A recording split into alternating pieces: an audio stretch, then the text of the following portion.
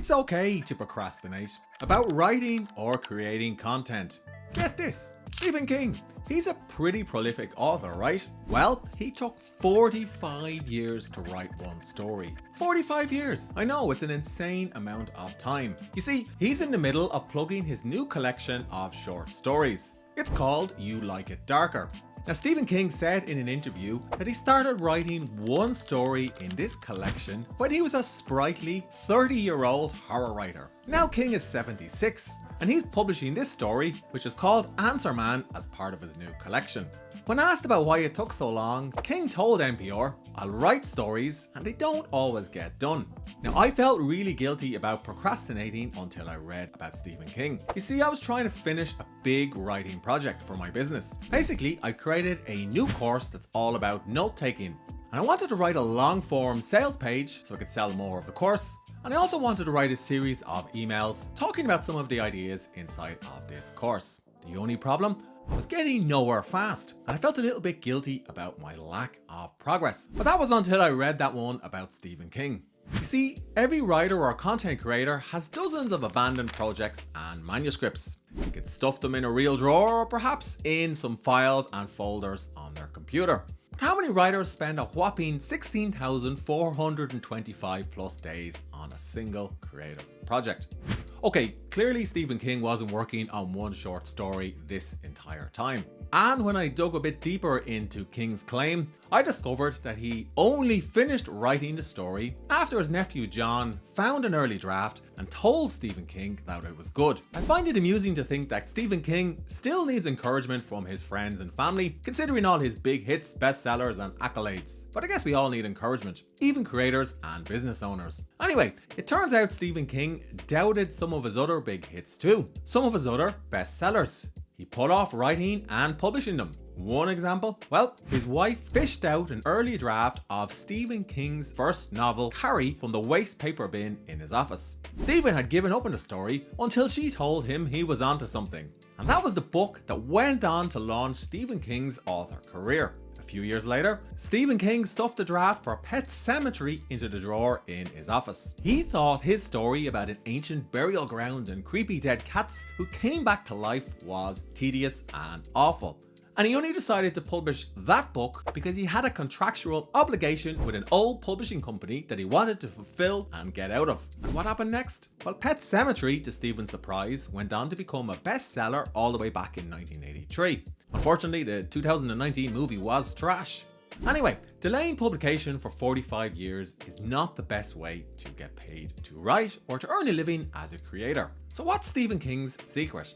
Well, the reality is he's a hugely prolific modern day author. He's published, last time I checked, over 70 books in a variety of genres. Sure, he's a great storyteller, but he also forces himself to do one thing every day for his author career. He forces himself to write 6 pages a day, no matter what.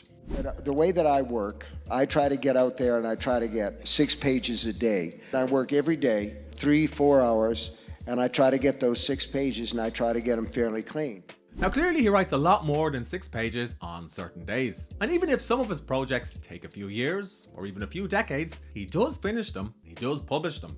Now, I don't write genre fiction. I prefer writing non-fiction and coaching people about how they can earn money in the creator economy. But I still keep a copy of Stephen King's Bible on writing near my desk. And I pull it out whenever I'm procrastinating because it's packed full of gems and writing advice. In fact, a while ago, I spent an entire morning watching an online writing course by another famous author. He was riffing on procrastination too.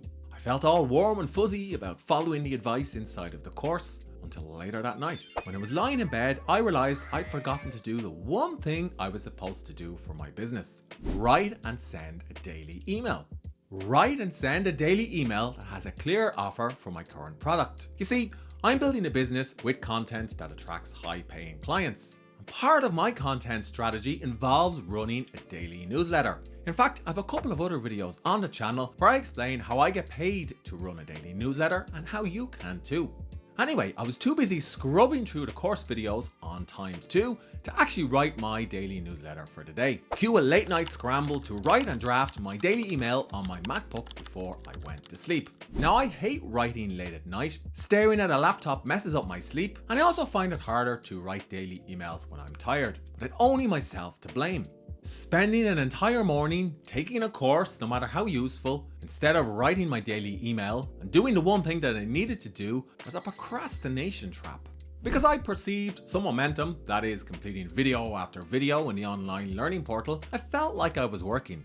But in reality, I was stuck inside a deceptive little trap that was hard to escape. Now don't get me wrong, taking a course is sometimes fun, and sometimes it's useful. And I've taken dozens of courses over the years for my business. But it's usually not a good idea to consume a course first thing. Completing a course and getting a digital badge is not going to help me hit a word count, grow my account, or find clients. And it's not going to help me finish a creative project or a business project like the long form sales page that I talked about. Successful creators, even if the writers like Stephen King, hold themselves accountable. In fact, King offers up this piece of advice, and it's perhaps a mantra for his entire career. I cannot emphasize the importance of rewriting. I've been working on it for a few weeks, still working on the opening for my next book. I keep a simple daily checklist for my business, and the items on it, well, they're kind of like Stephen King's write 6 pages a day, except they work for me. And right now, I've 4 items on my daily checklist that I'll use for the entire season. These items map to my goal for my business, and I tick them off on a whiteboard at the end of the working day when I get them done. Ticking things off makes me feel good, and it holds me accountable. So here are my non-negotiables. Write on LinkedIn so I can grow my email list. Write and send a daily newsletter to subscribers. Make one clear offer to a few subscribers who can become clients. And help a client, customer, or student. If I don't tick these 4 items off every day, I'm either procrastinating or I'm working on the wrong things at the wrong time. Like taking that course that I mentioned a few moments ago. But if I tick these items off, I can keep the lights on in my content business. And then I'm free to work on other creative projects, like recording this YouTube video, or go to the gym, or even scrub through a writing course. Now, if you like this video so far, don't forget to subscribe to the channel, because more subscribers will help me grow. Anyway, if you find yourself sticking one unfinished project after the next in a drawer, real or virtual, if you find yourself endlessly procrastinating instead of publishing or pitching, remember Stephen King sometimes has the same problem too.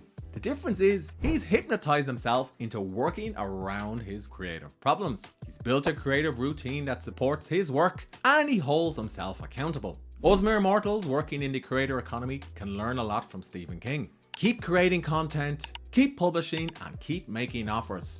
Do all this and you'll build up a body of work that attracts your ideal clients and which helps you grow your business. And if you still need help, ask yourself this question. What's your equivalent of 6 pages a day? Now, I gave you my equivalent, but what are you going to write or create today to grow your business? When are you going to do it? Where are you going to do it? And for how long? And how will you know when you're done? Once you've got the answers to these questions, don't forget to press publish or to make that offer. Hope you enjoyed the video. If you do, hit subscribe. And if you've got questions, let me know in the comments section below.